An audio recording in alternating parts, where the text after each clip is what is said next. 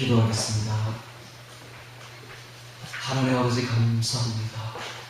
마태복음 16장을 통해서 제자의 도라는 제목으로 말씀을 전할 때에 우리 주님께서 이 시간 우리와 함께 하셔서 이 말씀이 진정 주의 성령의 음성이 되게 하여 주옵시고 그리스도의 음성이 되게 하여 주시사 듣는 자가 다 그리스도 앞에서 듣게 하여 주옵시고 깨닫게 하시고 깨어지게 하시고 새롭게 되게 하시사 주께서 사랑하시는 제자들 주께서 가장 아름답게 보신 주의 제자들이 되게 하옵소서. 예수의 이름으로 기도합니다.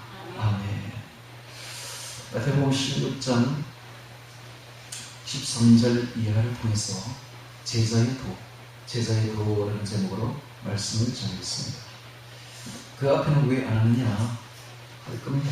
그런데 오늘 시간이 되면 할 거고 오늘 시간이 안 되면 다음 주에 하죠. 오늘은 주의 제자의 도라는 제목으로 13절부터 마지막까지를 중심 부분이니까 먼저 보도록 하겠습니다. 주님의 이 마태복음에 기록된 이 복음서 한 글자 하나도 뺄 수가 없고 너무나 귀한 말씀들이며 또한 이 말씀들은 우리가 매일 읽어야 되는 그런 말씀들입니다. 왜 그러냐 하면 오늘 보는 찬송가의 84장이니까 84장 이렇게 보면 이렇게 되어 있죠. 맨 4절에 보면 맨 끝에 보면 그 갈릴리 오신 이 내 맘에 항상 계시기 원하네 이렇게 되어 있죠. 그 갈릴리 오신 이 내 맘에 항상 계시기 원하네. 오온의 친구여 주 사모하세 부드러운 그 모습을 곧 배웠고 오늘로부터 내 구속했으면 좋겠어요. 갈릴리 오신 내 마음에 항상 계시기 원하네가 되려면 어떻게 하면 되는가? 복음서를 외우면 됩니다. 저는 복음서를 외우면서 너무 신기한 걸 발견하는데 복음서를 이제 너무 기니까 21장까지 이제 외우니까 이 하루에 다 못 외워요. 이제 올라갈 때 아침에 올라갈 때 한 10장 정도 외우면 저녁에 한 10장 정도 외우는데 그것도 이제 다 못해. 못하다 보니까 오늘 이렇게 한 10장 정도 하고 다음날 또 한 10장 정도 합니다. 그런데 신기한 거 이렇게 맨날 반복되거든요. 맨날 1장부터 21장까지 맨날 반복되는데 할 때마다 느끼는 것은 주님이 이 땅에 내려오셔서 살았던 그 생애를 나랑 같이 걷는 거예요. 와, 이게 느껴지는 거예요. 이렇게 맨날 저는 주님과 함께 걷는 거예요. 주님의 그 말씀을 읽으면서 1장부터 21장까지 계속 외우면서 주님이 걸어갔던 그 길을 나도 같이 걷는 거예요. 내가 주님의 제자가 된다는 걸 느낍니다. 주님이 걸어갔던 그 길을 같이 걸어가다 보면 어떤 일이 벌어지는가? 내 속에 자아가 없어져 버려요. 주님만 가득 차게 돼요. 그래서 오늘 이제 결국 이제 주제는 뭔가 하면은 주의 제자의 길인데 제자의 길의 그 첫 번째 행로가 내 자아를 없애는 겁니다. 자기를 부인하는 거죠. 나를 내려놓는 겁니다. 나를 내려놓으려면 이게 진짜 어렵거든요. 자아가 없는 사람이 있습니까? 전부 자존심으로 사는데 그래서 전부 싸우고 혈기를 내고 그러지 않습니까?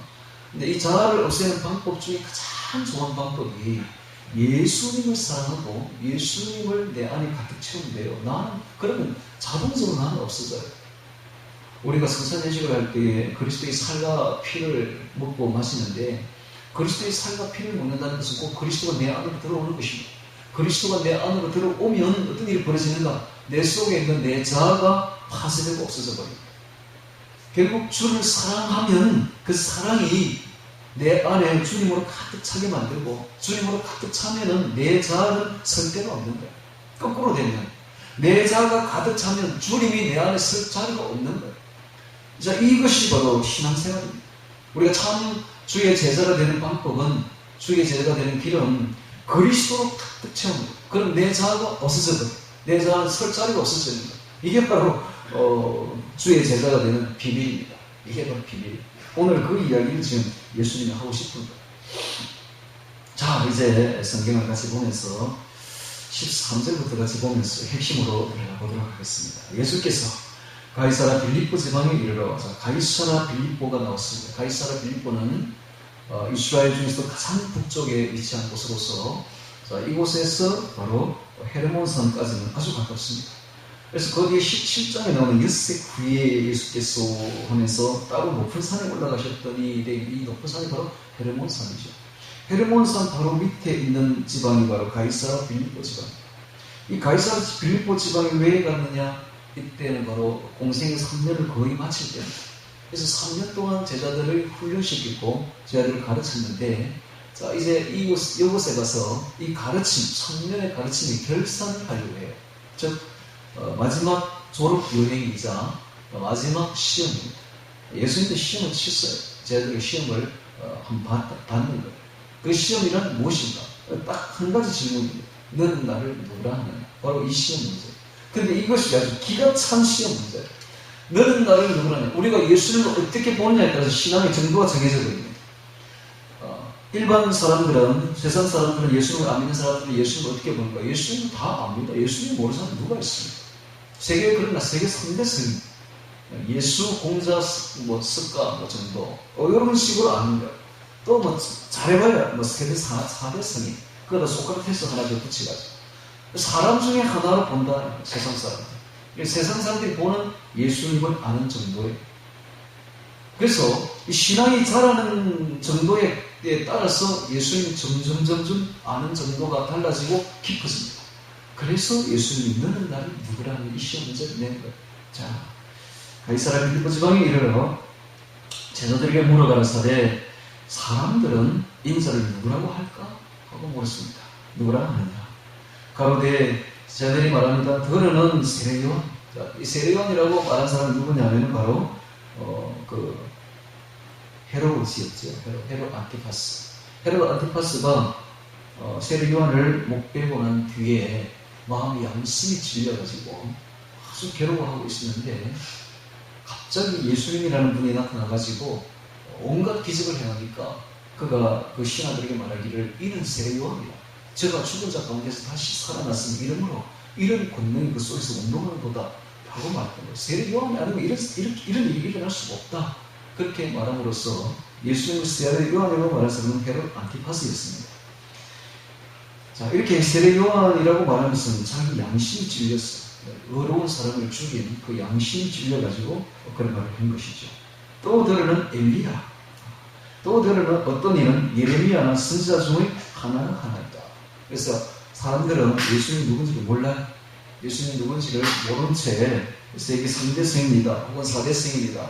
혹은 선지자 중에 하나다. 선지자 중에 하나, 즉 사람 중에 하나다. 이렇게 봅니다. 사람 중에 하나. 예수님이 하나님임을 아는 사람은 극히 드뭅니다. 유대인들도 지금도 예수님을 사람 중에 하나, 선지자 중에 하나로 봅니다. 지금도. 근데 그들이 이제 예수님이 누군지를 아는 때가 오는 좀 있습니다. 7년 반란 때에 드디어 하늘에서 엘리야가 내려오고 이렇게 내려올 때에 모세가 내려오고 이럴 때에 드디어 그들이 깨닫게 되는 거예요. 7년 반란을 겪으면서 드디어 예수님이 여호와 하나님인 줄을 깨닫는 거예요. 여호와 하나님이 사람의 몸을 입고 내려온 줄, 하나님의 신수를 드디어 깨닫고는 그들이 땅을 치고 우는 장면이 스가랴서에 기록되어 있는데 남편이 따로 울고 아내가 따로 울고 이런 이야기가 나온다. 얼마나 우는지. 그동안에 그들이 2000년 동안에 예수님을 부정했던 그 회개를 하는데요, 땅을 치고 운다고. 그런 장면이 딱 나오거든요. 그러니까 아직도 그들은 예수님 누군지 모르는 거예요. 그런데 이게 사람마다 다 틀려. 신앙마다 다 틀려. 예수님을 아는 정도가 다 틀린 거야. 저도 제 지금 30년 이상 된 이 신앙을 자세히 이렇게 돌아다 보면 제가 예수님을 아는 정도가 맨날 틀렸다. 최근에 들어왔어야 비로소 예수님이 하나님이신 줄을 제가 깨닫고 있는 거예요. 이거 예수님의 하나님을 아는 것은 이건 굉장히 비밀입니다. 그래서 이것을 예수님의 그리스도를 하나님의 비밀이라고 성경에 적어놓고 있는 거예요. 골로새서에 보면 하나님의 비밀이다 이런 말을 하는 이유가 바로 여기 있는 것입니다. 자, 그래서 사람들은 몰라요, 예수님이 누군지를. 자, 15절에 가라사대, 사람들이 나를 어떻게 아는지에 대해서 별로 관심이 없는 거야. 근데 중요한 것은 너희 제자들이 가라사대 너희는 나를 누구라 하느냐 라고 물어요. 너희는 주님의 관심사는 3년 동안 가르친 12제자에게만 관심이 있습니다. 다른 사람은 별로 관심이 없어요.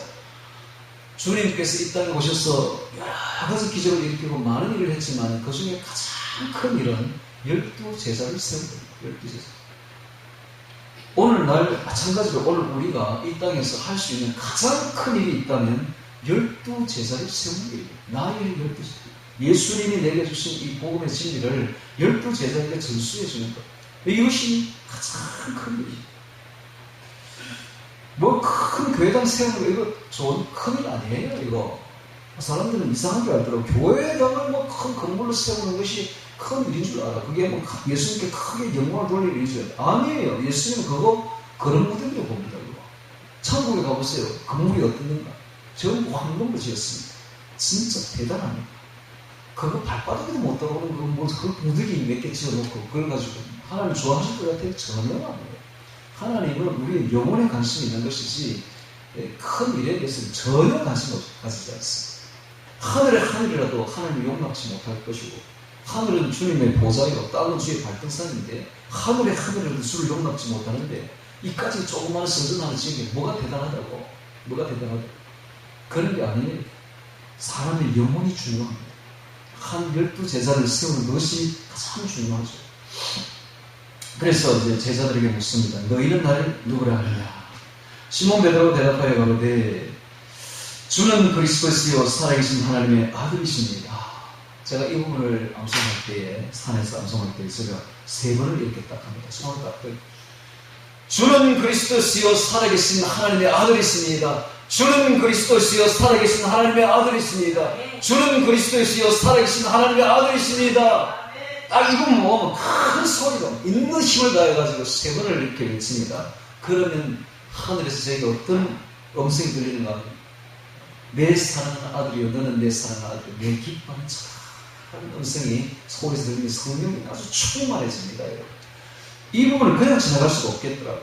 주는 그리스도시요 살아계신 하나님의 아들이십니다. 이게 완벽한 대답이었던 것입니다. 그렇습니다. 주가 바로 구원주죠. 구원주.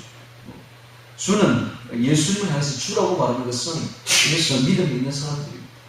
주는 바로 구약에서 하나님을 뜻합니다. 하나님 외에는 주라는 말을 쓰지 않았습니다. 그러니까 예수님을 향해서 주라고 말하는 여기서부터 벌써 예수님은 곧 하나님이십니다라는 고백이 있으며 그리스도시요 이거는 구원주시요 이거는 그리스도시요. 그래서 그리스도라는 말은 메시아라는 말로서 메시아는 인류 구원자 유일하신 우리 인류의 죄를 구원해 주실 오실 약속된 이미 예언된 바로 그 그리스도시요 세상의 구원주요 구세주라는 말이죠. 살아계신 하나님의 아들이신 이 하나님의 아들에 대해서 우리 한국에서는 잘 몰라요. 이 말 뜻을. 한국에서는 아버지는 높고 아들은 낮은 줄로만 아는 거야. 그게 아니에요. 하나님의 아들이라는 말은 곧 하나님과 동등하다는 말입니다. 하나님, 성부, 성자, 성령은 동등합니다. 3분이 누가 높고 낮은 게 아니에요. 역할만 다 다르다 뿐이지. 그러므로 삼위일체 하나님 중 한 분이신 성자 하나님이라고 말하는 것은 곧 예수님이 하나님이다. 어떻게 보면 이 성자 하나님이 사실 본체입니다. 본체. 하나님의 본체야. 성부 하나님 우리 인간의 눈으로는 볼 수가 없어요. 영이라서 볼 수가 없어요. 그래서 진짜 우리가 볼 수 있고 만질 수 있고 업힐 수 있고 안길 수 있는 분은 오직 성자 하나님 예수님밖에 없습니다. 그러니까 예수님이 진짜 하나님의 본체 중에 본체야. 이 말입니다. 하나님의 아들이라는 말은 하나님보다 낮은 분이 아니고 하나님의 진짜 본체다 이 말입니다. 이 말입니다. 그래서 이거는 곧 그 다른 말로 하면 살아계신 하나님이십니다. 이 말은 하나님이십니다. 자, 이 말을 나중에 도마가 똑같이 고백하는데 예수님이 부활하고 오셔서 도마에게 말합니다. 너의 손가락을 내 손목에 있는 이 구멍에 넣어보고 목 잡힌 구멍에 넣어보고 너의 손을 내 옆구리에 넣어보아서 믿음 없는 자가 되지 말고 믿는 자가 되라 했더니 도마가 손가락을 넣고 손목을 옆구리에 넣은 것이 아니라 딱 그 말을 듣는 순간에 보는 순간에 무릎을 꿇습니다. 그리고는 고백을 합니다. 주는 나의 주 나의 하나님이십니다. 이렇게 고백. 나의 주, 나의 하나님. 그게 딱 그 말이거든요, 지금. 주는 그리스도시요 살아계신 하나님의 아들이신데, 이 말이 나의 주시요, 나의 하나님이십니다. 이 말하고 똑같은 말입니다. 오늘 우리가 예수님을 향해서 이런 고백을 해야 돼요. 주는, 예수님은 다른 사람이 볼 때는 4대 세계 3대 성인, 4대 성인이라고 말할지 몰라도 우리는 그렇게 말하면 안 됩니다. 우리는 예수님은 나의 구세주요. 나를 나의 죄에서 구원해줄 그리스도요. 그리고 나의 하나님이십니다. 라고 고백해야 되는 겁니다. 예수님이야말로 하나님이십니다. 예수님이야말로 진짜 우리의 구원주십니다. 자, 이렇게 고백을 했더니 예수께서 대답하여 가라사대 바요나는 바는 아들이란 말이죠. 요나의 아들, 요나의 아들. 바는 아들 이 말이거든. 여기 요나의 아들 이 말은 요나의 아들. 요나의 아들, 요나를 보고 요한이라고 합니다. 요한의 아들 시모나, 이런 노래도 있듯이 바요나 시모나, 요나의 아들 시모나. 이 말은 굉장히 친밀한 말이죠. 이스라엘에서는 똑같은 이름이 굉장히 많기 때문에 누구의 아들 이렇게 많이 붙여요. 누구의 아들 누구야 이렇게 많이 붙이거든요. 그래서 이스라엘식의 굉장히 친근한 이름입니다. 바요나 시모나, 내가 복이 있도다. 이를 내게 알게 하니는 혈육이 아니요 하늘에 계신 내 아버지십니다. 이것을 함부로 아는 게 아니다. 이걸 아는 것은, 즉 예수님이 하나님인 줄을 아는 것은, 이것은 사람의 어떤 그 가르침으로 되는 일이 아니고, 이것은 하늘에서 성령이 내려와야만 하나님 아버지께서 가르쳐 주셔야만 이게 깨닫는 것이다 라고 말합니다. 지금도 마찬가지입니다. 지금도 예수님을 하나님으로 아는 사람은 극히 드뭅니다. 이것은 혈육으로 되는 일이 아니에요. 사람이 어떻게 가르쳐서 되는 일이 아니고, 이것은 하나님의 성령이 내려와야만 이게 깨달아지는 거예요. 예수님을 나의 주라고 고백하고 예수님을 나의 하나님을 고백하는 사람, 이건 구원받은 사람이에요. 그래서 함부로 예수님을 향해서 주여라고 말하지 않습니다. 오직 구원받은 사람만 특권이에요. 주를 향해서 주여라고 말하는 것은 특권이에요. 특권. 이건 아무나 할 수 있는 말이 아니에요. 그래서 이런 말을 합니다. 이를 알게 하는 혈육이 아니고 하늘에 계신 내 아버지. 예수님에 대해서 나의 주, 나의 하나님으로 고백하는 것은, 이것은 인간이 가르쳐 줄 수 있는 것이 아니다. 이것은 하늘에 계신 하나님이 가르쳐줘야만 되는 것이다 라고 말하고 있습니다. 또 내가 너에게 이르노니 너는 베드로라, 반석이라. 내가 이 반석 위에 내 교회를 세우리니 엄부의 권세가 이기지 못하리라. 예수님께서 이 시몬을 향해서 이름을 바꿔줍니다. 너는 반석이다, 베드로다, 반석이다. 내가 이 반석 위에 내 교회를 세우리니 엄부의 권세가 이기지 못하리라 그랬습니다. 이 반석은 바로 예수님을 뜻합니다. 반석은 언제나 예수님을 뜻합니다. 고린도전서 10장 4절에 보면 신령한 반석이라고, 그 반석은 뭐 그리스도라고 말했습니다. 그러니까 반석이라고 말하는 것은 항상 예수님을 뜻합니다. 그래서 이 반석이라고 말하면서 이 엄부의 권세가, 죽음의 권세가 이기지 못하리라 라고 말했습니다. 교회가 진짜 보잘것 없어 보이죠. 국가의 권세, 국가의 세력, 국가의 크기에 비해서 교회는 너무나 작습니다. 너무 숫자도 너무 적고. 그러나 하나님의 권세가 여기 내려와요. 하나님의 권위가 여기 다 내려와요. 교회에 다 내려와 있어요. 다른 데 있는 게 아니에요. 여기 다 내려와 있어요. 여기 다 내려와 있어요. 목사가 사람이 겉으로 볼 때는 아주 별거 아닌 것처럼 보일지 몰라도, 목사에게, 주의 종에게 하나님의 권위가 다 내려와 있는 거예요. 하나님의 권세가 다 내려와 있는 거예요. 그래서 일단 그 뒤에 보면 이렇게 되어 있죠. 내가 천국 열쇠를 너에게 주노니 내가 땅에서 무엇이든지 매면 하늘에서도 매일 것이요, 내가 땅에서 무엇이든지 풀면 하늘에서도 풀리리라. 이런 말을 합니다.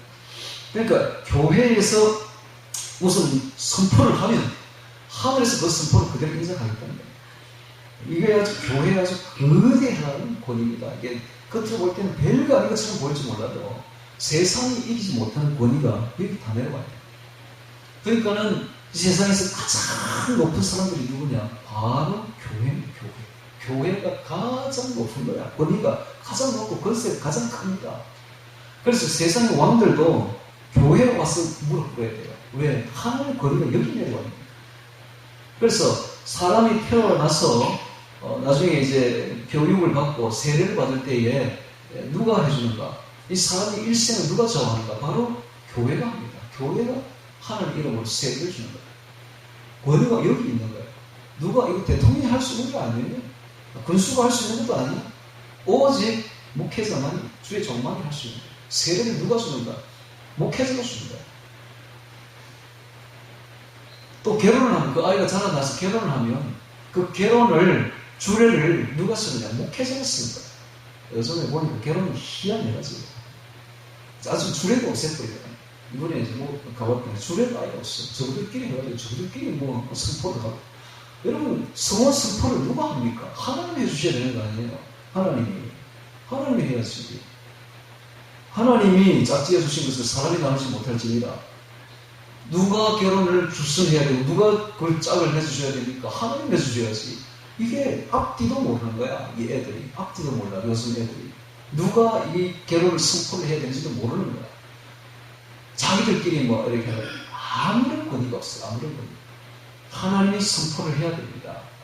내가 성원을 선포하노라. 성부와 성자와 성령의 이름으로 선포한 주의 종이 선포를 해줘야 권위가 딱 서는 거지. 내가 여기서 땅에서 매면 하늘에서 매린다 했잖아요.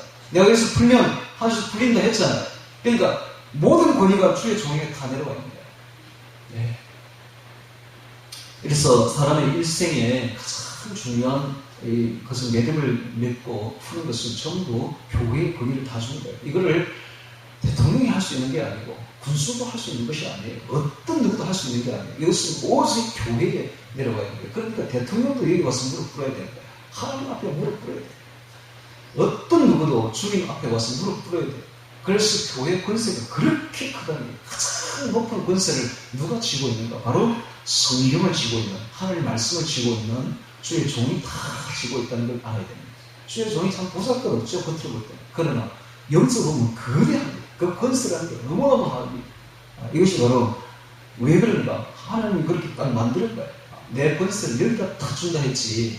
어디 국가의 원수에게 국가의 대통령이 준다 했는 거 아닙니다. 모든 권세는 주의 종이 다, 교회가 가지고 있는 거예요. 교회의 권세가 어마어마한 겁니다. 풀리기를 하시고 20절에 봅니다. 이에 제 아들을 경계하사 자기가 그리스도인 것을 아무에게도 이르지 말라 하시니라. 예수님이 지금 자기가 그리스도임을 베드로가 고백을 했습니다. 그러니까는 제 아들을 경계를 합니다. 해서 자기가 그리스도인 것을 죽었다가 살아나기 전에는 아무에게도 이르지 말라. 지금 왜냐하면 이 엄청난 인류 구원의 역사가 이제 이루어지는데 여기에 조금도 방해가 되어서는 안 되기 때문에 비밀에 지키라고 이야기를 하는 것이죠. 자, 21절에 봅니다. 이때로부터, 이때는 바로 베드로가 예수님에 대해서 신앙 고백을 한 때로부터 예수님이 하나님이신 줄, 예수님이 그리스도인 줄, 예수님이 구세주인 줄 고백한 이때로부터 예수 그리스도께서 갑자기 지금까지는 전부 예수께서라고 기록하다가 갑자기 예수 그리스도께서라고 기록하고 있죠. 이제 예수님이 그리스도임이 밝혀졌기 때문입니다. 예수님이 바로 그리스도다. 예수님이 바로 구세주다. 예수님이 바로 하나님의 기름 부으신 유일한 구원주다 하는 것이 밝혀졌기 때문에 성경이 갑자기 예수님에 대해서 예수 그리스도께서라고 기록하고 있는 것입니다. 이때로부터 교회 설립에 대한 가르침을 주는 이때로부터 예수 그리스도께서 자기가 예루살렘에 올라가 장로들과 대제사장들과 서기관들에게 망하는 고난을 받고 죽임을 당하고 제3일에 살아나야 할 것을 즉 십자가와 부활이죠. 십자가와 부활을 가르쳐줍니다. 이것은 예수님이 누군지를 알고 고백한 신앙 위에 십자가와 부활의 비밀을 가르쳐주는 것입니다. 십자가와 부활은 오직 예수 그리스도를 믿는 자만 가르칠 수가 있습니다. 예수님을 나의 구세주로 믿고 구원주로 믿고 영접한 사람에게만 십자가와 부활의 진리를 가르쳐줄 수가 있는 것이지, 그렇지 않은 사람에게는 절대로 이 깊은 진리를 가르쳐줄 수가 없기 때문에 비로소 3년을 가르치고 난 뒤에 베드로가 하늘의 성령의 가르침으로 예수님이 그리스도임을 고백하고 난 뒤에 비로소 십자가 부활을 가르쳐 주시고 있는 것입니다. 살아나야 할지 비로소 가르치시니 22절에 베드로가 예수를 붙들고 가나에 가로되 주여 그리마옵소서 이 일이 결코 주에게 미치지 아니하리이다. 자, 베드로가 갑자기 조금 전에는 성령으로 예수님을 구주라고 고백을 하고 하나님을 고백해놓고는 갑자기 인간적으로 돌변을 해가지고 인간적으로는 생각합니다. 예수의 십자가에 못 박히고 죽는다고 생각하니까 예수님이 붙들고 가나에 가로되 주여 그리마옵소서 이 일이 결코 주에게 인간적인 의협심이죠. 의리는 좋습니다. 인간적인 의리는 좋은데 의협심인데 이것이 십자가가 무슨 의미를 지니고 있는지를 전혀 모르고 있는 거예요. 하나님은 예수님의 십자가를 통해서 인류를 구원하려고 합니다. 영적 사건이죠. 굉장히 영적 깊은 진리인데 이게 십자가가 없으면 인류 구원이 되지 않습니다. 십자가만이 우리 인류의 죄값을 치러줄 수 있는 거예요. 즉 죄값을 갚아줄 수 있는 거죠. 십자가에서 예수님의 피를 흘려야만이 그 보혈의 가치로만이 우리 죄가 다 사해지는 겁니다. 이런 영적인 깊은 진리를 알지 못하니까 주여 그리마옵소서 이 일이 결코 주에게 미치지 아니하리이다고 인간적으로는 여러분 이 교회가 인간적으로 밀고 나가면 큰일 납니다. 교회는 인간적인 생각으로는 절대로 밀고 나가서는 안 돼요. 그래서 교회는 회의하지 말아야 돼요. 절대 회의해서는 안 돼요. 회의는 인간적인 생각들을 끄집어내서 그대로 결정하겠다는 겁니다. 교회는 그래서는 안 돼요. 그러면 민주주의가 되고요. 민주주의. 이것은 교회가 아닙니다. 인간의 모임이지. 그래서는 절대 안 돼요. 교회는 신본주의로 나가요. 주의 음성을 들어요. 주의 음성을 듣고 주의 음성대로 밀고 나가야지. 그래서 모든 권위를 목회자에게 다 줘야 됩니다. 목회자는 주의 음성을 딱 듣고 모든 것을 주의 음성대로 밀고 나가야 돼요. 신령한 목회자가 세워져야 되고 신령한 목회자 주의 음성을 듣고 그대로 밀고 나가야지. 목회자에게 정권을 줘야 됩니다. 교회는 목회자에게 정권을 줘야 되고 장로들이 모여가지고 결정했으면 절대로 안 돼요. 교회의 모든 재정이라든지 모든 권위를 목회자의 신령한 목회자에 다 줘야 돼요. 목회자는 기도해야 되고 기도하는 사람들이 함께 모여가지고 주의 뜻을 알아내고 주의 뜻대로 강하게 주의 일을 밀고 나가야 되지. 모여가지고 원한다고 되는 게 아닙니다. 목회는 그렇게 해서는 안 돼. 교회는 그렇게 움직여 나가서는 절대로 안 됩니다. 그리고 교회에 돈을 쌓아놔서는 돈을 쌓아놓으니까 맨날 회의하는 거죠. 돈이 있으니까 회의하는 거예요. 뭐 때문에 회의합니까? 돈 때문에 회의하는 거예요. 돈 이거 어떻게 쓸까? 누구에게 분배할까? 이것 때문에 하는 거거든. 다른 거는 회의할 필요가 없잖아요. 돈을 쌓아놓으니까 자꾸 회의하고 인본적으로 나가는 거예요. 돈을 없애버려요. 돈은 쌓아놓으면 안 돼. 교회는 쌓아놓는 즉시로 좋은 일을 써버려요. 어디에 좋은 일? 전도하고 구제하는 데 다 써야지. 그게 그 교회의 일이죠. 전도하고 구제하는 데 100% 다 써버려야 돼요. 모아놓으면 안 돼. 우리 교회 지금 돈이 한 3천만 원 정도 모여 있습니다. 벌써 1,000만 원 썼어. 체크한다. 성금 내라고 그래갖고 벌써 1,000만 원 남았어. 2,000만 원 남은 거, 그 속에서 모자라면 또 1,000만 원 더, 거기서 뭐 융통을 하든지 해야 겨우 이루어질 거예요. 그래서 우리 교회는 돈이 모일 여유가 없어요. 모이면 다 써버린다니까. 내가 다 써버려요. 이거 언어는 안 합니다. 언어는 필요도 없는 거고. 네. 정권을 저에게 주십시오. 제가 줘야 돼요. 저는 이 교회 돈 아주 귀하게 씁니다.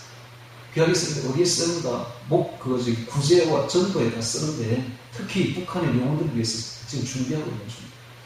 앞으로 교회가 크게 클 일도 없고 저는 크고 싶지도 않고 교회 키우고 싶은 마음이 추워도 없습니다. 제가 오직 한 가지 하고 싶은 일은 북한에 한 12명의 제자만 만들었으며 하는 게 제 바람, 그 이상은 아무것도 욕심이 없습니다. 그래서 북한에 이제 우리가 책을 보냈고 또 제자들을 세우고 이렇게 해서 예를 들어서 크게 재정이 들어온다 할지라도 저는 그걸 다 써버릴 예정이니까 여러분들이 재정에 대해서 조금도 욕심내서는 안 되고 조금도 그에 대해서 말을 해서도 안 되고 할 필요도 없는 것이고 제가 다 써버릴 겁니다. 제가 만약에 제 사적으로 쓴다면 제가 하나님께 크게 칭찬을 받을 것이고 그것은 제 영혼 문제에 관련됐으니까 제가 그렇게 쓸 일도 없는 것이고 그래서 교회에 회의해서는 안 돼. 회의해서는 안 되고 오직 신령한 목회자 그냥 밀고 나가고 교인들이 그냥 따라오면 되는 겁니다. 할렐루야. 주님이 이끄신 대로 그냥 따라가면 돼. 네. 그러나 만약에 목회자가 영안이 감기인 소경이라면 그 소경 따라하면 안 됩니다. 소경이 소경을 인하면 둘 다 구덩이에 빠집니다. 그런 게 있으면 안 돼요. 알 수 있잖아요. 영이 열렸다면 어떤 목회자가 진정한 목자라는 걸 알 수 있잖아요. 영안이 다 열려가지고 신령하게 성령 받고 주의 음성을 들으면서 걸어가는 목회자인지 아닌지 알 수 있잖아요. 그런 목회자라면 정권을 줘야 됩니다. 정권을 줘서 그 목회자가 온전히 주님의 뜻대로 인도하도록 내버려둬야 돼요. 마음대로 할 수 있도록 내버려둬야 됩니다. 그래야 신본주의로 교회가 나가는 것이지, 회의해가지고 으쌰으쌰 우리 모여가지고 돈 여기 쓰자 저기 쓰자 올해 예산 결산 공동의회 할 필요가 없는 거예요. 그렇지 않습니까? 할 필요가 없는 거예요. 자, 다시 성경으로 넘어오셔서 베드로가 예수를 붙들고 가나에 가는데 주여 그리 마옵소서 일이 결코 주에게 미치지. 이거 완전히 인간적인 생각이죠. 이렇게 되면 이제 교회가 완전히 이제 이상한 방향으로 흘러가는 거야. 이게 인간적으로 얼마나 좋은 말입니까? 그렇지 않습니까? 베드로가 얼마나 좋은 말을 하고 있습니까? 예수님 그리 마옵소서 죽으면 안 됩니다. 절대로 그래서는 안 됩니다. 얼마나 인기 있겠어요? 이런 말을 하면 교회에서 얼마나 인기가 많겠어요? 아마 99% 인기를 얻을걸요. 인기 투표하면 아마 그 사람이 표를 다 얻을 겁니다. 그렇지 않습니까? 사람이 충만하지 않습니까? 사람을 살리고자 하는데 죽는 사람은 얼마나 좋습니까? 그러나 교회는 그렇게 봐서는 안 된다. 교회는 하나님의 시각으로 봐야 돼. 영적 시각으로 봐야 되지 육적 시각으로 절대로 봐서는 안 된다는 것입니다. 그래서 교회는 회의해서는 안 된다. 민주주의로 봐서는 안 돼.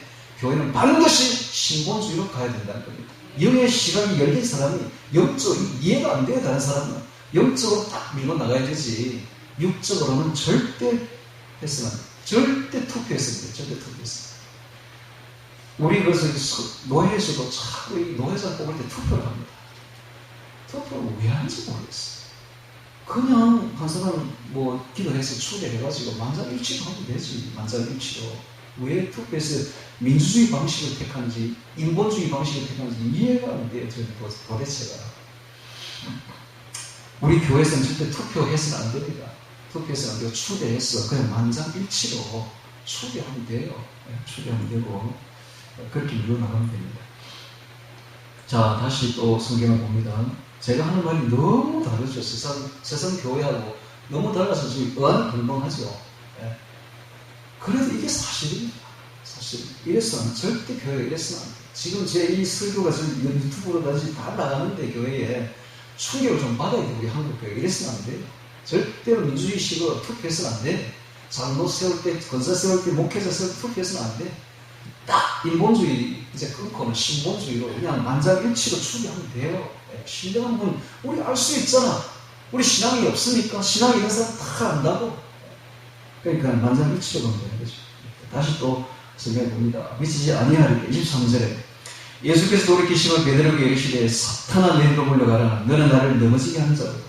왜? 내가 하나님의 일을 생각지 아니하고 도리어 사람의 일을 생각하는 것. 이게 교회를 무너뜨리는 겁니다. 사람의 일을 생각하면 안 돼요. 교회는 하나님의 일을 생각해야 되지. 신본주의로 나가야 되지. 인본주의로 나가면 절대로 안 된다는 것입니다. 이게 바로 사탄이 되는 거예요. 사람의 일을 생각하면 방해물밖에 안 돼. 걸림돌밖에 안 돼. 하나님의 일을 방해하는 세상에 속한 자가 되는 것입니다. 교회는 세상에 속한 곳이 아닙니다. 세상은 하늘에 속한 곳이지 절대로 세상의 방식으로 해서는 안 된다는 것이죠. 걸림돌이고 방해물밖에 안 되는 것입니다. 자, 24절에 이에 예수께서 제자들에게 이르시되 아무든지 나를 따라오려거든 하면서 세 가지 제자의 도를 이야기합니다. 첫 번째, 자기를 부인하고, 두 번째, 자기 십자가를 지고, 세 번째, 나를 쫓을 것이다. 이것이 바로 제자의 도입니다. 첫 번째, 자기를 부인하고, 자기를 부인하고. 자, 여기에 모든 게 다 걸려 있습니다. 제자가 되느냐 안 되느냐는 자기 부인에 달려 있습니다. 자기 뜻, 자기 생각, 자기 견해, 자기 주장, 자기 유익, 자기 이기심, 자기 욕심, 자기 명예, 자기 탐욕, 한마디로 말하면 자기 사랑, 돈 사랑, 쾌락 사랑 뭐 다 깨뜨려야 된다. 요거 깨뜨리지 못한다면 그리스도인으로서의 첫걸음을, 첫 발자국을 내딛지 못한다는 겁니다. 교회는 이런 것이에요. 교회는 자기를 먼저 깨뜨려야 돼요. 자기 부인이 돼야 돼요. 자, 이것을 예수님이 몸소 실천에 보여주십니다. 빌립보서 2장 5절에 보면 자기를 비워 자기를 낮추시고 죽기까지 복종하셨으니 십자가에 죽으심이라. 실제 딱 몸을 보여주신 거예요. 자기를 비워 자기를 낮추시고. 그래서 교회는 무조건 성도는 겸손해야 돼. 겸손. 조금이라도 자기를 높이면 안 돼. 철저히 자기를 낮춰야 됩니다. 죄가 어디서부터 시작됩니까? 죄는 바로 교만에서부터 시작됩니다. 죄는 어디서부터 시작됩니까? 죄는 바로 사탄으로부터 왔는데, 사탄이 뭐하는 놈입니까? 이게 바로 교만한 자거든요. 이 천사가 하나님 자리를 덮고 그 교만에서부터 시작된 거예요. 그래서 하와에게 그 교만을 밀어넣은 거예요. 네가 하나님처럼 된다. 먹어봐. 교만을 부추긴 거예요. 그래서 하나님처럼 되고 싶은 그 지혜롭고 싶고 그 탐욕이 들어옴으로써 죄가 시작된 거거든요. 그래서 예수님이 뭐라고 말합니까? 너희가 돌이켜 이 어린아이들과 같이 되지 아니하면 결단코 천국에 들어오지 못하리라. 그러므로 너희가 이 어린아이와 같이 자기를 낮추는 너희가 천국에서는 큰 자들이다. 어린아이처럼 된다면서 겸손하라 이 말입니다. 겸손. 교만하지 말라. 교만하지 말라. 교회에서 큰 자가 되지 말라. 교회에서 높은 자리를 자꾸 올라가려고 하지 말라. 높은 자리에 자꾸 교회는 어떤 것이냐? 교회는 낮아지는 것이다. 세상은 높아지죠. 세상이 높아질 때 높아진 사람이 교회에 들어오면 낮아질 때는 낮아져야 돼. 완전히 낮아져야 돼. 교회에서까지 명예심을 추구한다. 높아지려고 한다. 아직 척근도 되지 못하는 겁니다. 교회에서까지 자꾸 무슨 회장이 되려고 한다. 장이 되려고 한다. 아직 척근도 되지 못하는 겁니다. 교회에서는 철저히 자신을 깨야 될 것입니다. 이것이 바로 하나님이 가장 좋아하시는 사람들의 모습입니다. 우리가 완전히 자기를 깨어서 어린아이처럼 겸손해져야 됩니다. 성경 창세기에 보면, 우리 창세기 한번 보겠습니다. 창세기 1장 하나 한번 보겠습니다. 창세기 1장. 창세기 1장 보면 4절에 보면 첫 번째 빛을 창조하고 난 뒤에 하나님이 뭐라고 말합니까? 보시기에 좋았더라. 있죠? 보시기에 좋았더라. 자, 그 다음에 둘째 날 보니까 또 보시기에 좋았더라. 이런 말이 12절에 또 나오니까 셋째 날 보니까 보시기에 좋았더라. 그죠? 그 다음에 또 넷째 날 이렇게 보니까 또 18절에 보니까 보시기에 좋았더라. 그죠? 그 다음에 또 이제 다섯째 날 또 창조를 하시고 각종 동물과 새와 물고기를 하시고 보시기에 21절에 보시기에 좋았더라. 그죠? 그 다음에 이제 여섯째 날 또 육축을 창조하시고 25절 끝에 보시기에 좋았더라. 그런데 사람을 창조합니다. 사람을 창조하고 난 뒤에 31절에 하나님께 지으신 모든 것을 보시니 보시기에 심히 좋았더라. 사람은 창조하고 난 뒤에 다르게 말합니다. 심히가 붙습니다. 심히 좋았더라. 심히 좋았더라. 여러분, 사람을 창조할 때 어떤 일이 벌어졌는가? 영혼이 그 속에 들어가. 영적 사람인 거죠. 그래서 사람이 이전에 전부 육적입니다. 굉장히 다 육적이죠. 동물은 육적입니다. 그래서 육이 딱 죽으면 그냥 없어지는 것이죠. 끝나는 겁니다. 그 생명. 그런데 사람은 영이 있기 때문에 끝나는 게 아니에요. 그래서 영이 들어갔기 때문에 사람은 영적 존재입니다. 영적 존재. 죽어도 죽는 게 아니에요. 죽어도 우리는 천국과 지옥으로 갑니다. 그래서 사람을 지으시고 난 뒤에 하나님이 말씀하시기를 심히 좋았더라 라고 되어 있습니다. 그런데 중요한 것은 이 사람을 뭘로 만들었냐가 중요합니다. 사람은 흙으로 만들었는데 이 흙이 보통 흙이 아니라 진짜 좋은 진흙 같은 이런 좋은 흙으로 만든 게 아니에요. 그냥 티끌로 바람에 날려가는 아무런 가치 없는 티끌을 주워 모아가지고 하나님 티끌을 주워 모아가지고 사람을 만들었어요. 그래서 사람이 영적 존재가 되지 못하면 아무런 가치가 없는 거예요. 하나님 볼 때 진짜 아무런 가치가 없는 거예요. 그냥 바람에 날리는 먼지에 불과한 거야 이거. 그래서 이사야서 2장 22절에 이렇게 말하죠. 너희는 인생을 의지하지 말라. 그의 호흡은 코에 있나니 수에칠 가치가 어디 있느냐? 수에칠 가치가 하나도 없는 거예요. 왜? 사람인데 아무리 사람이 잘난 척하고 꾸며도 하나님 볼 때는 수혜치 가치가 하나도 없는, 존재 가치가 없는 것이 바로 사람이다. 그런데 이 사람은 진짜 하나님을 기쁘게 하고 심히 좋을 때가 있는데 뭔가 영적 존재가 될 때, 영이 들어갈 때, 성령으로 충만할 때, 하나님으로 거듭날 때 하나님이 볼 때 너무 좋은 거야. 심히 좋았다. 어떤 잠깐만보다 심히 좋아지는 것이, 이걸 알아야 돼. 오늘 우리가 자기를 부인해야 돼. 자기를 부인하고, 자기를 부인하려면 내가 처음에 말했죠. 자기 부인을 아무리 하려고 해보세요. 되는가? 내 안에 있는 자아가 안 깨지면 돼요. 지금까지 키워왔는데 이게 깨지겠습니까? 안 깨진다. 깨울 수 있는 가장 좋은 방법은 내 안에 그리스도를 모시면 돼. 그러면 자동적으로 밀려나가. 이게 자동적으로 밀려나가.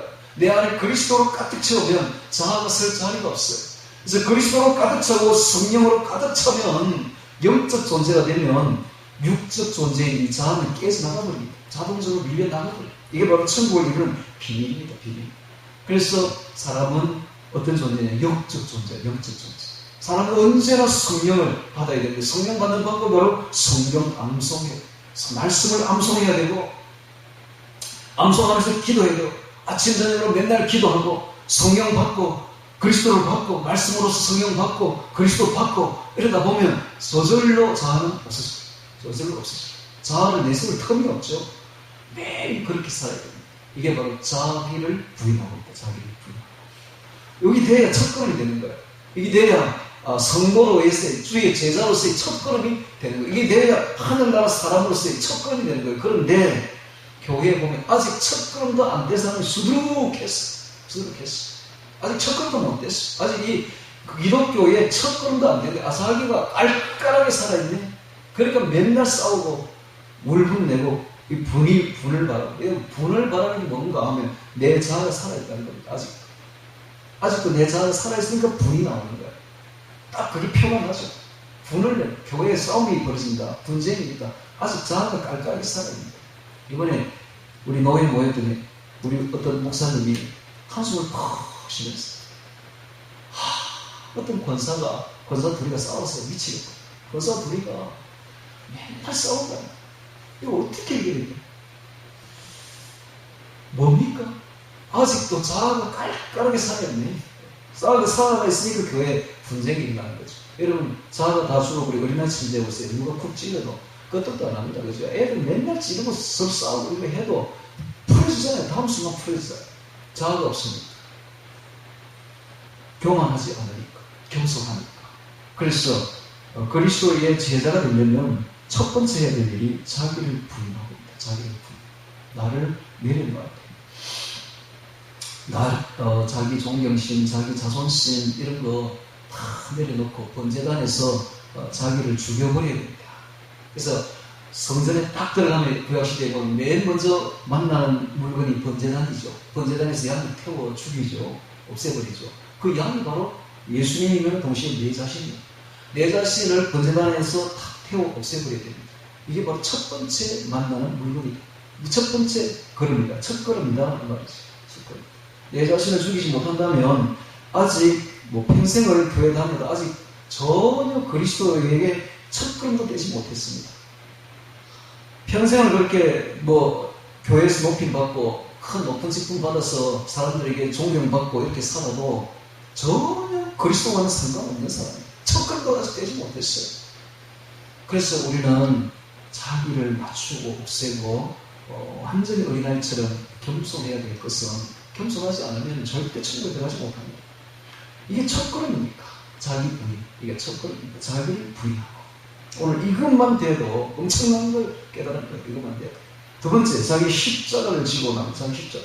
그리스도를 따르게 되면 반드시 뭐가 따른다? 고통이 따른다. 고통이 따르지 않으면 그것 신앙 잘못된 신앙. 예수님을 따르는 길에는 반드시 고통이 따른다. 그 고통이 곧 영광이 됩니다. 천국의 영광의 재료가 됩니다. 천국에서 영광받을 재료는 바로 고통입니다. 그래서 고난의 신비라고 합니다. 천국에 가면 천사들이 우리를 허무합니다. 왜 허무합니까? 지상에 있을 때 그리스도를 믿음으로 인해서 고통을 많이 받았기에 그 고통이 천국에서 영광의 맹류관이 되어버리니까 그 영광을 보면서 허무를 한다. 고난의 신비라고 합니다. 고난의 신비. 천사는 절대 이런 거 못 받아. 천사는 고난이 없었기 때문에 이런 거 절대 받지 못하죠. 그래서 오늘 우리가 신앙생활을 할 때 아주 야성적인 신앙이 되어서 고통 많이 받아요. 이 세상에 있을 때는 거칩니다. 물결이 아주 파도가 엄청나게 밀려옵니다. 그런 거 다 받아내야 돼. 그러면서 어떻게 되냐면 우리가 순결해집니다. 고통을 겪으면서 우리가 다 깨어져 나가고 순결해지죠. 아주 더러운 것들이 다 없어지죠. 고난은 우리를 하여금 깨끗하게 만듭니다. 그리고 강하게 만듭니다. 강한 신앙, 야성적인 신앙으로 그럽니다. 우리가 고난을 받으면서 신앙이 아주 강건해지. 어떤 어려움이 밀려와도 흔들림이 없는 그런 신앙을 가지게 되죠. 이것이 바로 십자가의 능력입니다. 그래서 십자가 없는 사람은 영광이 없습니다. No cross, no crown. 이 땅에서 십자가를 지지 않은 사람은 저 하늘에서 영광, 매유가 없습니다. No cross, no crown. 이게 바로 우리가 예수를 믿게 되면 반드시 뭘 따른다? 십자가가 따른다. 고통이 따른다. 이걸 알아야 됩니다. 예수님을 따르면 뭐 복 받는다더니 예수를 믿으면 축복받는다더니 이게 뭐야? 축복이 없으니 축복 없습니다. 예수님을 따를 순간부터 엄청난 고통이 밀려옵니다. 견디지 못할, 숨을 쉬지 못할 그런 고통이 도저히 내가 견딜 수 없는 고통이 밀려온다. 그러나 알아야 될 것은 우리가 감당할 수 없는 고통은 절대 주지 않습니다. 충분히 감당합니다. 그러니까 각오해야 돼. 이런 이야기 안 해요. 교회에서 이런 이야기를 해줘야 돼. 솔직하게 이런 이야기를 해줘야 되고 십자가를 져야 된다고 말해야 돼요. 이렇게 안 하니까는 사람들이 너무 온상이 돼가지고 그저 예수 믿으면 축복받는다. 요거 말고 조금 더 고난받으려고 하지 않아요. 그러니까 약한 신앙밖에 키우지 못하는 겁니다. 솔직하게 이야기해줘야 돼요. 네가 진정한 신앙을 가지게 되면 엄청난 견딜 수 없는 십자가가 밀려올 건데 그걸 각오해야 된다. 그런 말을 안 해주니까 이해를 못하는 거죠. 예수를 믿고 엄청난 고통이 밀려오니까 도대체 견디지를 못하는 겁니다. 이해가 안 되는 겁니다. 오늘 우리가 솔직하게 예수님처럼 이야기해 줘야 됩니다. 먼저 자기를 내려놓고 부인하고 두 번째 자기 십자가를 져야 됩니다. 이게 제자가 되는 길이죠. 세 번째, 나를 쫓을 것이니라. 나를 쫓을 것이니라. 주의 사랑에 대해서, 주의 성령에 대해서 어디로 주님께서 이끌든지 오직 주님만 쫓아가야 됩니다. 성령으로 충만하여 주님만 쫓아가야 됩니다. 이것이 바로 주의 제자들입니다. 어디로 부르든지 주님께서 가라는 곳에는 어디든지 가야 됩니다. 나를 쫓을 것입니다. 주님 명령에 순종해야 됩니다. 이것이 바로 제자들입니다. 자, 제자의 도가 세 가지 나왔습니다. 첫 번째는 자기를 부인하고, 두 번째는 자기 십자가를 지고, 세 번째는 주님을 어디로 부르든지 쫓아가야 됩니다. 주를 쫓을 것입니다. 자, 25절에 보니까 누구든지 제 목숨을 본코자 하면 잃을 것이요 누구든지 나를 위해 제 목숨을 잃으면 찾으리라. 자, 이상한 말을 하고 있습니다. 도대체 이게 무슨 말일까? 우리에게는 목숨이 두 개가 있다는 이야기입니다. 첫 번째는 육신의 목숨이고 두 번째는 영혼의 목숨입니다. 육신의 목숨을 찾고자 하는 자는, 구하고자 하는 자는 반드시 영혼의 목숨을 잃어버릴 것이요 육신의 목숨을 포기하는 자들은 영혼의 목숨을 얻는다는 것입니다. 그래서 우리가 진짜 얻어야 되고 진짜 찾아야 되고 진짜 구해야 될 것은 육신의 목숨이 아니라 영혼의 목숨입니다. 이 영적 목숨, 이걸 우리가 구해야 되고 영적 생명을 구해야 되지 육적 생명을 구하면 안 됩니다. 그래서 그리스도인들은 육적으로 나가면 안 돼요. 영혼의 생명을 얻어야 되는 것입니다. 아까도 제가 이야기했죠. 하나님 보실 때 육적인 생명을 가진 사람들은 가치가 하나도 없다. 수혜치 가치가 없다. 우리 영혼의 생명을 가지게 되면 하나님 볼 때 너무너무 아름다운 거예요. 심히 좋았더라. 이렇게 되는 것입니다. 오늘 우리가 예수님의 사랑을 한 몸에 받는 비결이 있습니다. 솔로몬 술람이 여자와 같이, 아가스에 나온 술람이 여자와 같이 네가 나를 한 번 쳐다보는 걸까? 네 목에 있는 구슬깨비 하나로 내 마음을 온통 앗았구나 하는 그런 고백을 들을 수 있는 비결이 있습니다. 바로 우리가 육적 생명을 다 내어버리고 육적 생명이 아닌 영적 생명으로 가득 찰 때 예수님이 그냥 우리를 주목하게 됩니다. 예수님이 우리를 너무너무 사랑하게 되는 것입니다. 이 세상에 사는 동안에 육신의 목숨을 내어버리고 영혼의 목숨을 찾기 바랍니다. 할렐루야. 이것이 바로 주의 제사다 하는 것입니다. 주의 제사. 자, 26절에 보겠습니다. 사람이 만일 온 천하를 얻고도 제 목숨을 육적인 목숨을 아무리 얻어도 영혼의 목숨을 잃어버리면 무엇이 유익하리요? 사람이 무엇을 주고 제 목숨을 받게 되는, 그렇지 않습니까? 사람이 아무리 이 세상에서 천하를 얻는다 할지라도 지옥에 들어간들, 그래서 영적 목숨을 잃어버리면 무엇이 유익하겠습니까? 무엇을 제 목숨과 바꿀 수 있겠습니까? 27절. 인자가 아버지의 영광으로 천사들과 함께 오는 재림이죠. 재림. 예수님께서 아버지의 영광을 가지고 천사들과 함께 오는 때가 곧 다가옵니다. 재림입니다. 지금 여러분들 뉴스라든지 이런 걸 보면 자꾸 이런 말을 들으실 겁니다. 2030, 어젠다 2030 이런 말을 많이 하는 것을 들을 수가 있을 것입니다.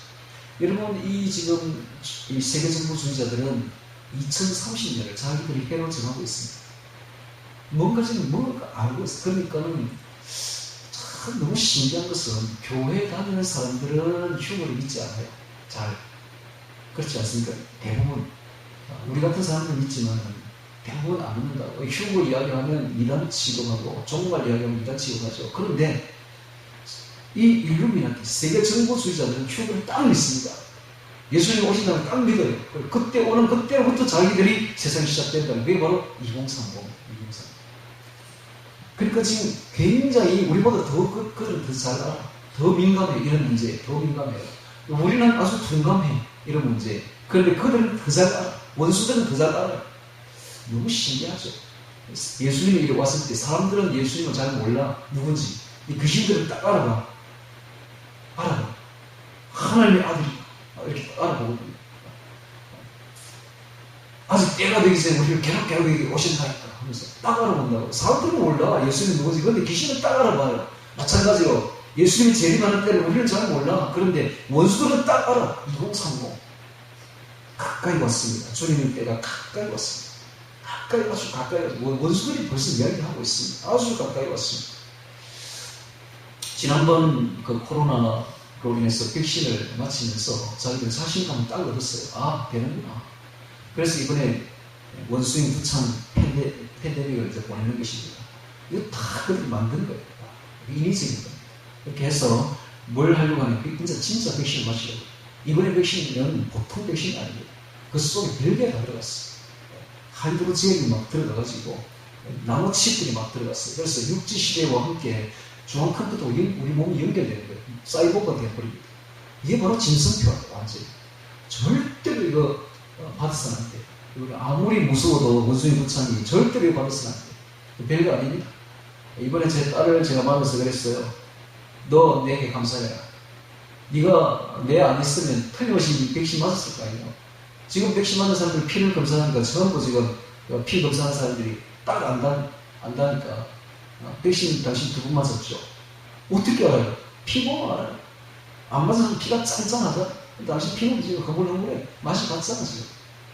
그래서 제가 그랬어요. 네 나한테 감사해라. 내가 아니었으면 네 벌써 맞았을 거 아니야. 그러면서 이렇게 말했어요. 좀 있으면 진짜 온다. 원수의 두창이 오는데 그때 맞지 마.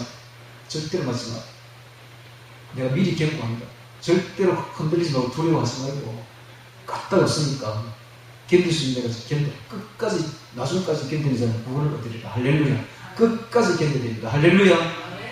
딱 알아야 돼요. 우리 좀 비밀을 좀 알아야 돼요. 바보같이 당하면 안 돼요. 다 알아야 돼요. 지금 세상이 어떻게 돌아가는지를 알고 적이 어떤 일을 지금 하고 있는지 원수가 무슨 일을 하고 있는지를 알아야 될 거 아닙니까? 아는 자는 이깁니다. 모르면 당하는 거예요. 그래서 예수님의 재림이 아주 가까이 왔습니다. 네. 그때에 각 사람의 행한 대로 갚으리라. 무서운 말입니다. 무서운 말. 행한 대로 갚으리라. 일생에 전부를 결산하겠다는 것. 행한 대로 갚으리라. 참 제자의 도를 행한 자와 참 제자의 도를 행하지 못한 자를 영원한 멸망과 영원한 천국으로 딱 갈라주겠다는 것이 행한 대로 갚으리라. 자, 오늘 우리가 제자의 도를 살았다면 자기를 부인하고 예수 그리스도를 가득 채웠어. 자기를 부인하고 자기 십자가를 지고 맨날 매일매일 주를 쫓는 삶을 살았다면 영원한 천국으로. 그렇지 못한 사람은 지옥. 제가 지옥 이야기를 자주 하는데 여러분 다른 교회는 지옥 이야기 절대 하지 않습니다. 지금 교회가 추세가 그렇습니다. 지옥 이야기 하지 않습니다. 왜? 지옥 이야기 들으면 싫어하니까 사람들이. 그래서 좋은 이야기, 웃기는 이야기, 기분 좋은 이야기만 하지 이런 이야기는 무서운 이야기, 지옥 이야기 이런 건 절대 하지 않는다고. 근데 저는 합니다. 왜? 실제가 이렇다니까 실제. 사실이 사실이. 예수님도 지금 하잖아 지금. 예수님도 말마다 지옥 이야기 하잖아. 행한 대로 갚으리. 이런 말도 하지 않아요? 행한 대로 갚으리 이런 말 절대. 행함은 그냥 상급에 관련된다더라. 행함은 아무 구원함과 상관없습니다. 이런 말만 하지 교회에서. 저처럼 이렇게 행한 대로 말씀 그대로 말하는 사람 없습니다. 별로 없다고. 그때 각 사람이 행한 대로 갚으리. 그래서 오늘 우리가 두렵고 떨림으로 우리 구원을 이루어 나가야 되는 것입니다.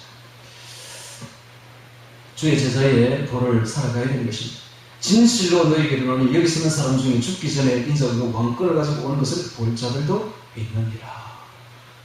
하면서 17장 엿새 후에 예수께서 베드로와 야고보와 요한을 데리시고 따로 높은 곳에 올라가서 변형되는 모습을 보여줍니다. 즉 왕권을 가지고 온 모습을 실제 보여주죠.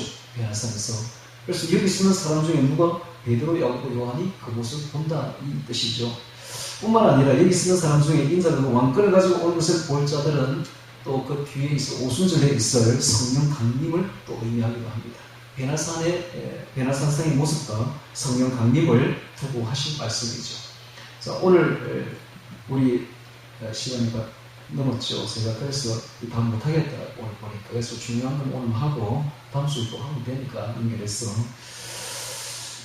그래서 오늘 13절부터 28절까지를 보면서 제자의 도라는 제목으로 말씀을 봤습니다. 예수님께서 우리를 얼마나 좋아하시는지 몰라요. 얼마나 좋아하시는지, 얼마나 아름답게 보시는지 몰라요. 그의 마음이, 주의 마음이 우리에게 다 빼앗길 만큼 심히 좋아하십니다.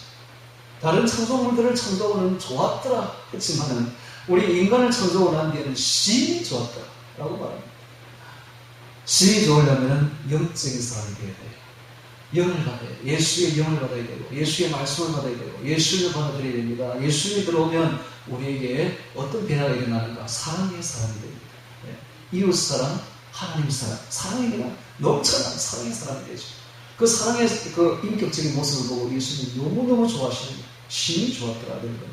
또 예수의 이렇게 음성을 듣고 예수로 충만하게 되면 우리 자아가 없어집니다. 그래서 우리가 아주 겸손한 사람이 돼요. 하나님 보시기에 심히 좋은 사람이 됩니다. 우리말과 같이 자아가 없어진, 자아가 깨어진 겸손한 사람, 하나님 보시기에 심히 좋은 사람입니다. 반대로 자아가 깔깔하게 살아있는 사람은 하나님 보시기에 심히 좋지 않은 사람이요. 사람들이 볼 때도 아주 보기 싫은 사람이 됩니다. 자아를 깨야 됩니다. 내려놓고 오직 어린아이와 같이 겸손할 때, 그리고 오직 그리스도로 충만할 때 주의 제자가 된다는 사실을 아시고, 그리고 절대로 잊지 말아야 될 것은 우리가 주님을 따르는 길에는 반드시 십자가가 있다. 고통이 따른다. 내가 감당할 수 없을 만큼의 고통이 따른다는 것을 각오해야 됩니다. 이런 이야기를 교회에서 해줘야 되는데 안 해주더라고. 그러니까 어떤 일이 벌어지는가 하면 미신처럼 돼야 돼요. 그 신앙이 미신처럼 돼야 돼요. 그래서 제가 어떤 친구를 만났더니 믿는 친구거든요. 이러더라고요. 복음을 전하면 안 된다는 거야. 근데 깜짝 놀라요. 왜? 이랬더니 복음을 잘못 전하면 그 사람이 우환이 생긴다는 거예요. 우환이 생겨가지고 사람이 죽고 사람이 다치고 그러니까 절대 복음을 전하면 안 된다는 거예요. 그래, 그것은 자기 경험에서 나온 말이죠. 맞습니다. 복음을 전하면 귀신들이 가만 안 놔주죠. jin들이 막 설치죠. 병이 나게 하고 막 아프게 하고 하는 걸 많이 본 거예요. 얘가. 그래가 복음을 전하지 말라는 거예요.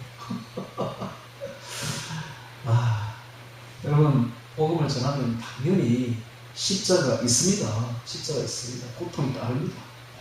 그런 이야기 교회에서 안 해주니까 맨날 잘 된다, 예수 믿으면 잘 된다, 건강하다, 축복받는데 이 이야기만 해주니까 진짜 그게 딱 복음을 전해보니까 진짜는 그게 아니거든. 딱 사람이 막 고통을 당하거든. 그러니까 교회에서는 안 되는 것도 이 경험에서 나온 말이에요. 이게. 여러분, 십자가 따릅니다. 복음을 받게 되면 그 가는 길에 어마어마한 십자가 따르게 되어 있습니다. 그걸 받으면서 우리가 야성적인 신앙을 길러 나가게 되는 것입니다. 강해야 됩니다. 이게 바로 제자가 걸어가는 거예요. 제자. 이 땅에서 잘 되려고 생각하지 마세요. 이 땅은 고통의 연속이요. 슬픔의 연속입니다. 그러나 그 고통이 나중에 다 승화되어서 천국에 가서 영원한 행복과 영원한 복락으로 이어집니다. 할렐루야. 우리가 진짜 복을 받아야 돼요. 저 천국이지 이 땅이 아닙니다. 이 땅에서는 고통받아야 돼요. 십자가 져야 돼요. 솔직하게 이렇게 이야기해 줘야지. 이렇게 이야기해 줘야지. 그래서 제자의 길을 따르기를 바랍니다. 제자의 길은 자기를 부인하는 길이요. 십자가를 지는 길이요. 그리고 주를 쫓는 길입니다. 나를 따라가는 길이 아니라 내 마음대로 가는 길이 아니라 주의 길을 따라가는 길입니다. 주의 음성을 순종하는 길입니다. 그렇게 해서 주의 제자의 도를 따라서 진정한 주께서 살아가신 주의 제자들이 다 되시기를 주의 이름으로 축원합니다. 다 같이 오늘 말씀 제자의 도 기억하며 기도드리겠습니다.